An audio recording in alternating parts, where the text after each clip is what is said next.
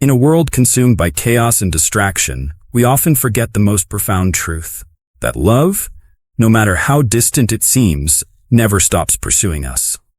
Fulton J. Sheen, a master of words and wisdom, takes us on an unforgettable journey through the life of Francis Thompson, a man who tried to escape his fate, only to be relentlessly chased by God's love. This is a story of despair, redemption, and the power of love to save us, even in the darkest moments. Join me as we unravel Sheen's profound insights and discover how divine love can transform even the most broken souls. In today's fast-paced and complex world, we often find ourselves overwhelmed by the demands of life. Whether it's the constant pressure to succeed, the weight of responsibility, or the anxiety of an uncertain future, the desire to escape reality is something many of us have experienced. Fulton Sheen draws on this universal human experience, reflecting on how people throughout history have sought ways to numb their consciousness, to flee from the burdens of life. Sheen introduces the tragic figure of Francis Thompson, a young man of great intellect and potential, who fell victim to this very impulse. At the age of 17, Thompson was already feeling the strain of life's expectations. Having been told he wasn't suited for the priesthood and finding no fulfillment in his pursuit of medicine, Thompson began to drift. His refuge became literature, and it was a book, Confessions of an Opium Eater by Thomas de Quincey, that led him down a path of addiction and despair.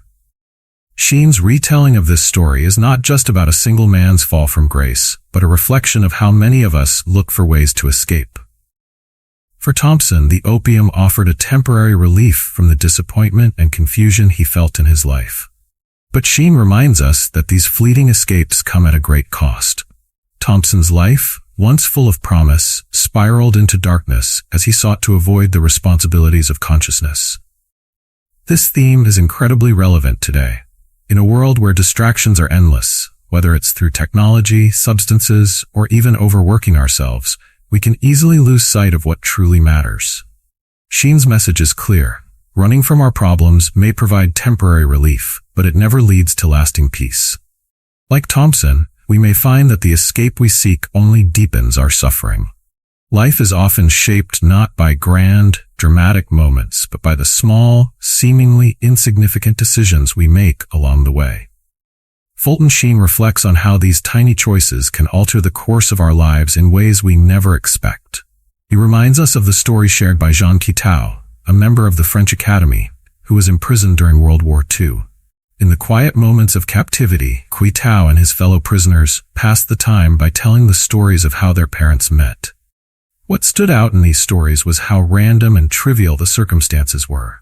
A chance encounter, a misplaced letter, a wrong address. These small moments, unnoticed at the time, became the foundation for entire lives. They led to marriages, families, and ultimately to these men sitting together as prisoners under a totalitarian regime. The thread that connected them all was woven from the smallest, most accidental events. Sheen uses this story as a metaphor for the ways in which our own lives are shaped. Francis Thompson's descent into addiction didn't happen overnight. It began with a single, well-meaning gesture, a gift from his mother. She gave him de Quincey's Confessions of an Opium Eater, unaware of the influence it would have on her son's life. For Thompson, that book sparked a curiosity that led him down a path of drug addiction and homelessness. What seemed like an innocent moment became a turning point in his life. This idea that our lives are shaped by small decisions resonates deeply. How often do we make choices, not realizing their potential impact? The people we meet, the books we read, the seemingly insignificant moments, all of these can alter the trajectory of our lives. Sheen urges us to be mindful of these moments, to recognize that even the smallest decisions can have profound consequences. One of the most powerful elements of Sheen's sermon is his reflection on the redemptive power of love, particularly when it comes from the most unexpected places. In the case of Francis Thompson, it was a woman of the streets who became his lifeline during his darkest days. Sheen paints a vivid picture of this moment, describing Thompson as a man who had lost everything: his health, his dignity, his hope. He wandered the streets of London, emaciated and broken, finding small jobs to survive. In this state, he encountered a woman whose kindness would leave an indelible mark on his soul. This woman, whom Sheen poetically describes as a spring flower fallen from the coronet of spring, cared for Thompson when no one else would. She gave him food, shelter, and companionship, even though she herself lived a life on the margins of society. In her, Thompson found not just physical sustenance, but a sense of humanity that had been stripped away by his addiction.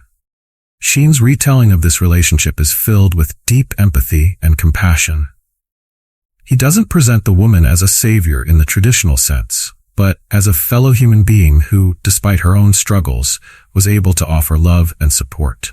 This act of kindness, though small, was enough to keep Thompson alive during a time when he had nothing else to hold on to. This theme of unexpected redemption is central to Sheen's message. Love, he reminds us, can come from the most unlikely places. It doesn't matter who delivers it or how it's given.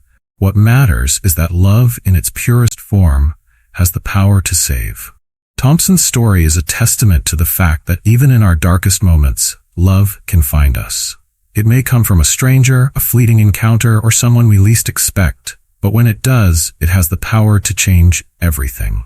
One of the most profound elements of Francis Thompson's life was his relationship with God, a relationship he often tried to escape. Sheen explores this through Thompson's famous poem, The Hound of Heaven, which describes a man fleeing from the relentless pursuit of God's love. The imagery of the poem is powerful. God, like a hound on the hunt, chases the poet through the dark alleys and corners of his life, refusing to let him go. Sheen's interpretation of this poem offers a deep reflection on the nature of divine love. Thompson, like so many of us, believed that he could outrun God. He sought solace in addiction, in the fleeting pleasures of the world, thinking that he could escape the responsibilities and pain of his existence. But no matter how far he ran, no matter how deeply he sank into despair, God's love continued to pursue him. This pursuit, Sheen explains, is not one of punishment or judgment, but of unconditional love. God, like the hound in Thompson's poem, chases us because he wants to bring us back to him. It is not enough for God to stand by and watch as we lose ourselves. His love compels him to seek us out, to follow us even into the darkest corners of our lives. Sheen's exploration of the Hound of Heaven speaks to a universal truth. We often run from the very thing we need most. Whether it's out of fear, shame, or a desire for control, we push away the love that could save us. But Sheen reminds us that no matter how far we go, God's love will never stop pursuing us. It is relentless, patient, and ever-present, waiting for the moment when we finally stop running and allow ourselves to be found. One of the most heart-wrenching moments in Sheen's sermon is his recounting of Francis Thompson's near suicide. After years of addiction, poverty, and hopelessness, Thompson saw no way out. He had saved enough money to buy the opium that would end his life, and he prepared to take the fatal dose. It seemed like the only escape from the pain and suffering that had consumed him. But in that moment of ultimate despair, something extraordinary happened. Thompson felt a hand, gentle yet firm, on his own, stopping him from taking the final dose of opium. Sheen draws on this moment as a symbol of divine intervention, a reminder that even in our darkest hours, there is always hope. The hand that stopped Thompson, he believed, belonged to Chatterton, a poet who had lived a century before him. Whether it was Chatterton or a manifestation of something greater, this moment saved Thompson's life. Sheen uses this story to illustrate the struggle between despair and hope that many of us face. When life becomes overwhelming, it can feel like there is no way out, no possibility of redemption.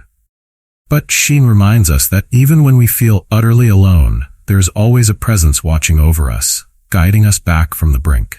This presence may come in the form of a friend, a stranger, or a mysterious hand that stops us in our tracks, but it is always there, offering us a way back to the light.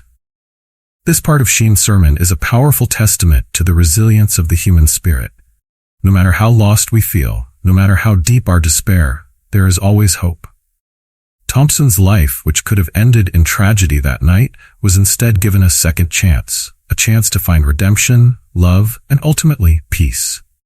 As Sheen reflects on the final years of Francis Thompson's life, he emphasizes the central theme of love, both human and divine, as the key to salvation. After years of suffering and isolation, Thompson finally found solace in the simple, innocent love of a child. Sheen tells the story of a little girl named Daisy, whom Thompson encountered during his time at Storrington Abbey. Daisy's small acts of kindness, a smile, a gift of raspberries, became a source of comfort and healing for Thompson.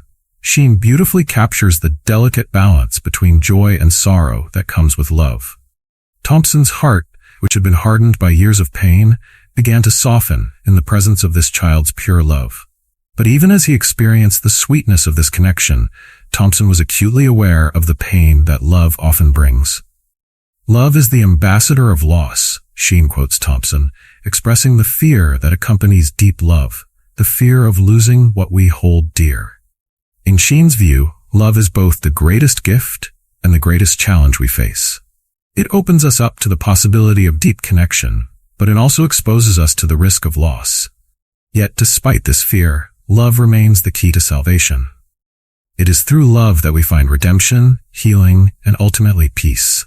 For Thompson, love, whether it came from a woman on the streets, a child's innocent smile, or the unwavering pursuit of God, was the force that pulled him out of the darkness and led him toward the light.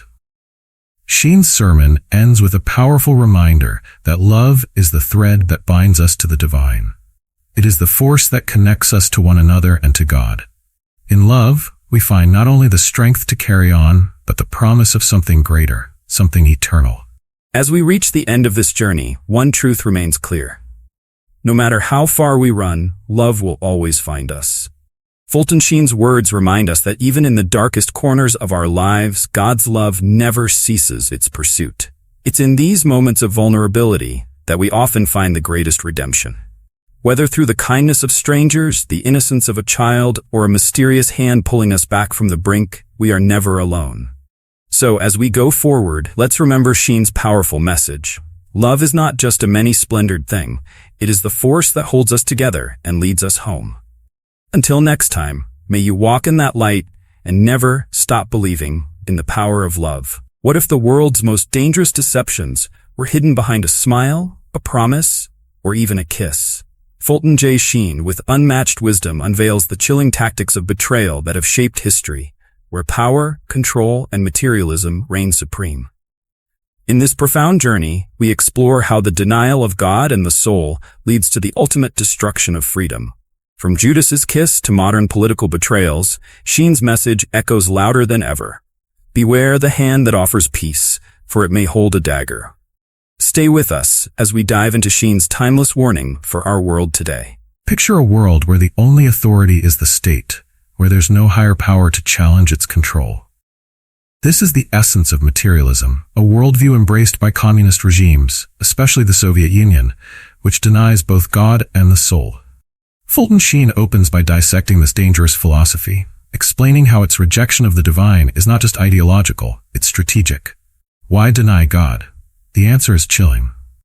If God exists, then human rights are not granted by the state, but by a higher authority, something beyond the reach of political power.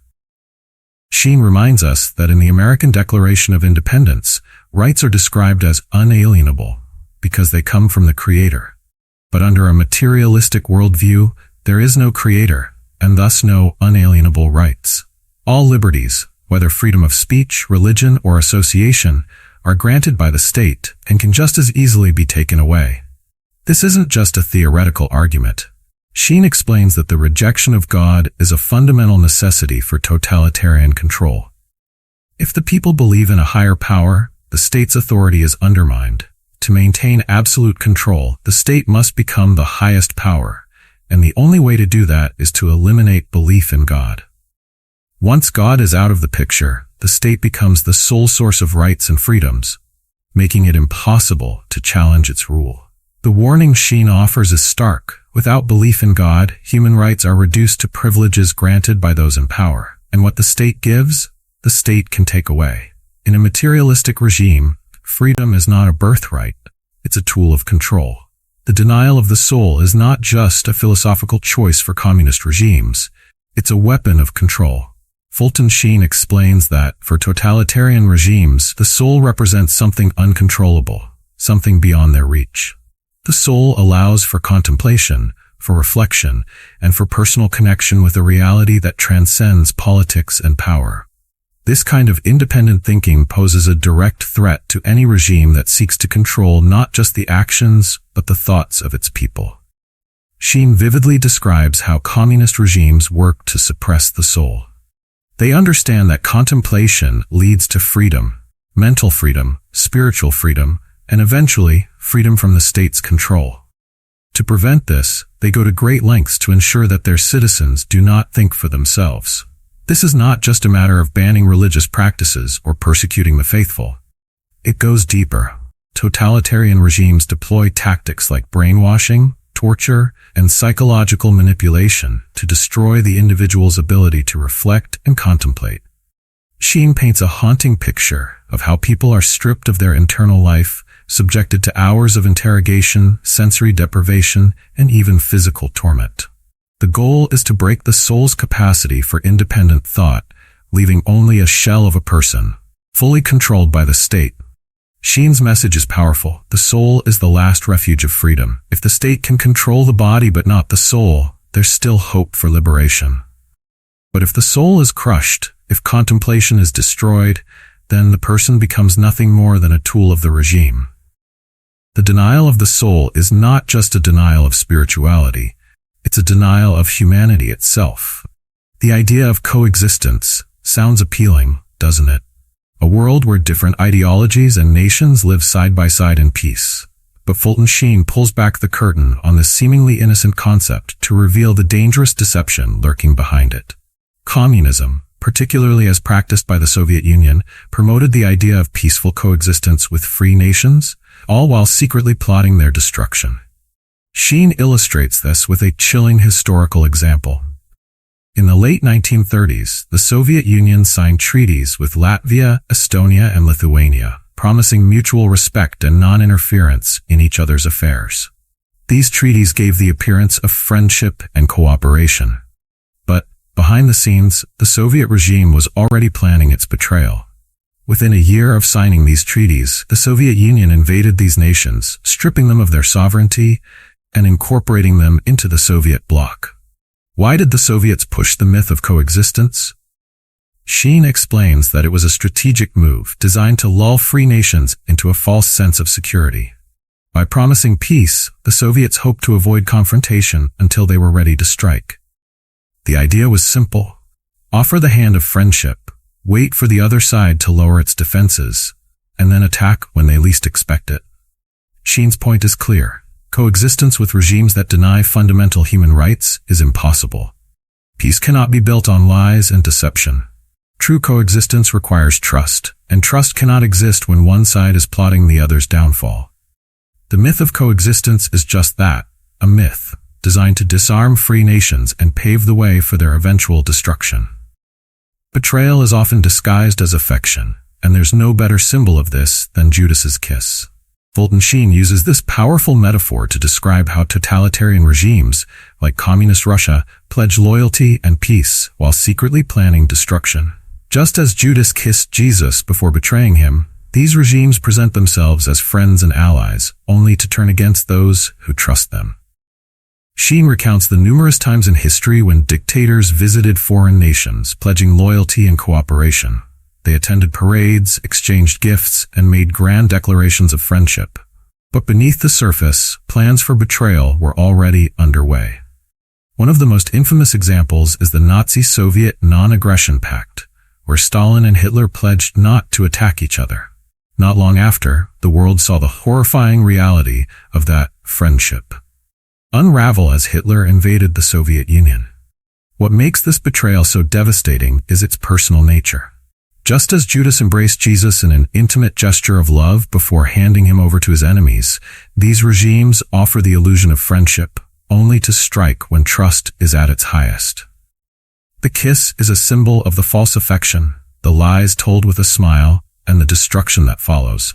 Sheen's warning resonates. Beware of those who seem too eager to offer friendship without sincerity. Trust, once betrayed, is difficult to rebuild. And in the world of politics, this kind of betrayal often comes at the highest cost, freedom itself. Fulton Sheen goes deeper into the metaphor of Judas. breaking down his betrayal into three distinct stages that mirror the actions of totalitarian regimes. The first stage is materialism.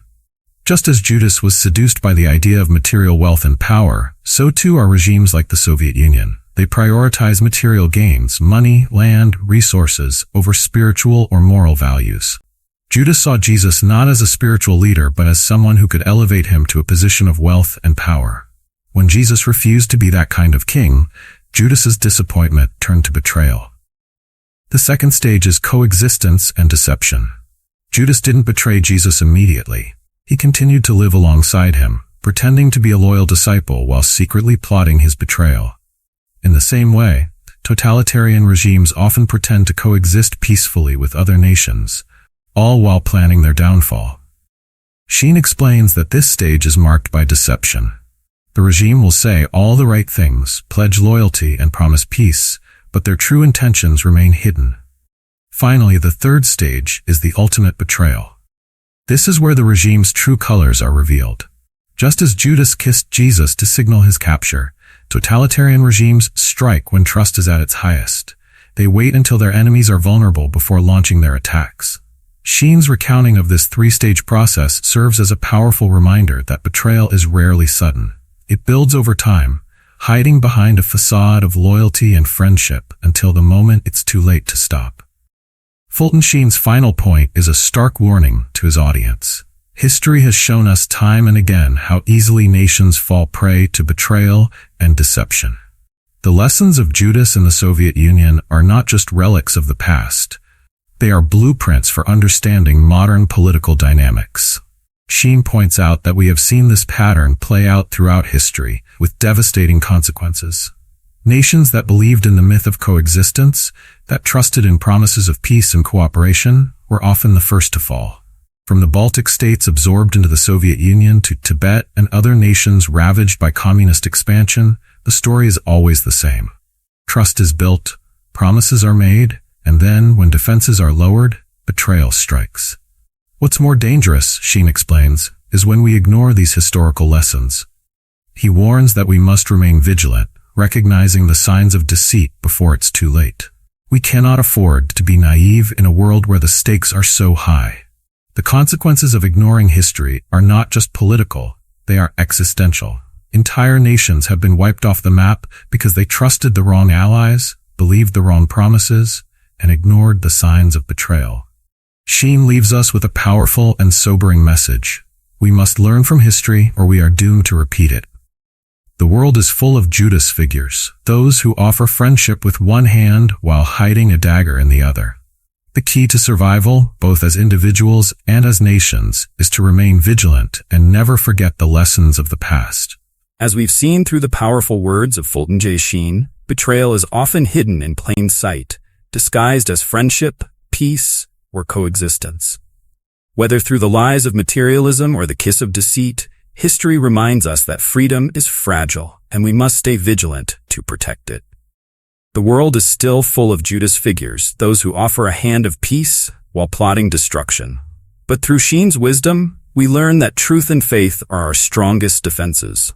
Let us remember the lessons of the past and never lose sight of the values that truly matter. Thank you for joining us, and may we all remain steadfast in our pursuit of truth and freedom.